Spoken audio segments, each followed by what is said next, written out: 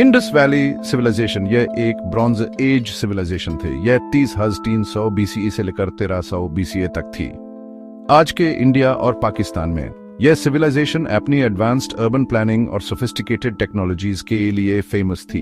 Indus के लोग skilled craftsmen, traders और फार्मर्स द अनहोन एक यूनिक और प्रॉस्परस सोसाइटी बनाई। इंडस वैली सिविलाइजेशन के कई नोटेबल फीचर्स द जायजे वेल प्लान्ड सिटीज, ईके राइटिंग सिस्टम और standardised weights and measures. Civilisation की इकोनॉमी एग्रीकल्चर, ट्रेड और क्राफ्ट प्रोडक्शन पे बेस्ड थी। वो व्हीट, बार्ली और कॉटन जायजी क्रॉप्स उगेट थे। वो कैटल, शीप और गोट्स जैसे एनिमल्स भी पालते थे। इस सिविलाइजेशन का डिक्लाइन आज भी स्कॉलर्स के बीच डिबेट का टॉपिक है। कई थ्योरीज हैं जैसे क्लाइमेट चेंज, इन्वेजन और इकोलॉजिकल डिग्रेडेशन, लेकिन इंडस वैली सिविलाइजेशन की लेगेसी आज भी लोगों को फैसिनेट और इंस्पायर करती है। सिविलाइजेशन के innovations urban planning, water management और क्राफ्ट्समैनशिप में ह्यूमन हिस्ट्री पर एक गहरा इंपैक्ट छोड़ा है। इंडस वैली सिविलाइजेशन अपनी एक्सेप्शनल अर्बन प्लानिंग के लिए जानी जाती थी। हड़प्पा और मोहनजोदड़ो इसके प्राइम एग्जांपल्स हैं। इनको ग्रिड पैटर्न में बनाया गया था।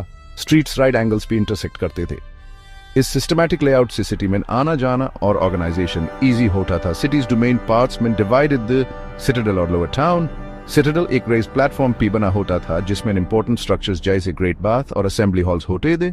ये एडमिनिस्ट्रेटिव और रिलीजियस सेंटर था।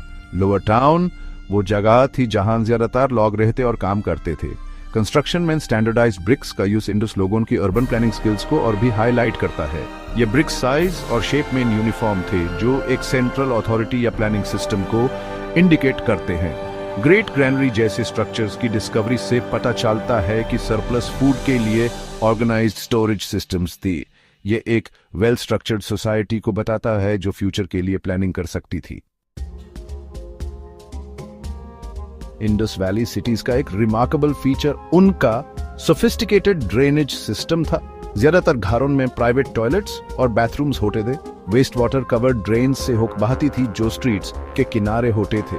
यह सिस्टम अपने टाइम से काफी एडवांस था और सैनिटेशन और हाइजीन की डीप अंडरस्टैंडिंग को शो करता है।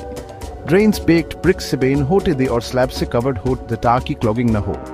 इनकी क्लीनिंग और मेंटेनेंस होती थी जो पब्लिक हेल्थ को इंपॉर्टेंस दिखाती है। सिस्टम वेस्ट वाटर को एफिशिएंटली डिस्पोज करता था जिससे डिजीजेस का रिस्क कम होता था। पब्लिक वेल्थ की प्रेजेंस इंडस वैली सिटीज में वाटर मैनेजमेंट की सिग्निफिकेंस को और हाईलाइट करती है।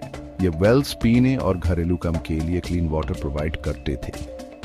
सोफिस्टिकेटेड ड्रेनेज और वाटर सप्लाई सिस्टम्स इंडस लोगों की अर्बन प्लानिंग और इंजीनियरिंग की एडवांस्ड अंडरस्टैंडिंग को शो करते हैं।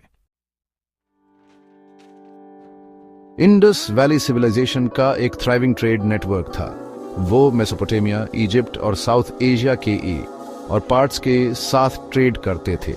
एविडेंस से पता चलता है कि गुड्स को मार्क करने के लिए सील्स का यूज होता था।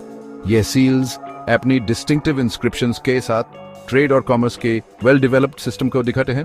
इंडस के लोग कई तरह के गुड्स ट्रेड करते थे जैसे कॉटन टेक्सटाइल्स, पॉटरी, ज्वेलरी और एग्रीकल्चरल प्रोड्यूस। वो इन गुड्स को कॉपर, टिन और प्रीशियस स्टोन्स जैसे रॉ मटेरियल्स के बैडले एक्सपोर्ट करते थे। इंडस सील्स और आर्टिफैक्ट्स की डिस्कवरी डोर डेशोन में उनके एक्सटेंसिव ट्रेड रूट्स को प्रूव करती है।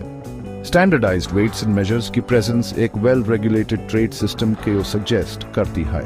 ये स्टैंडर्डाइज्ड यूनिट्स ट्रांजैक्शंस में फेयरनेस इंश्योर करती थी और लॉन्ग डिस्टेंसेस पे ट्रेड को इजी बनाते थे।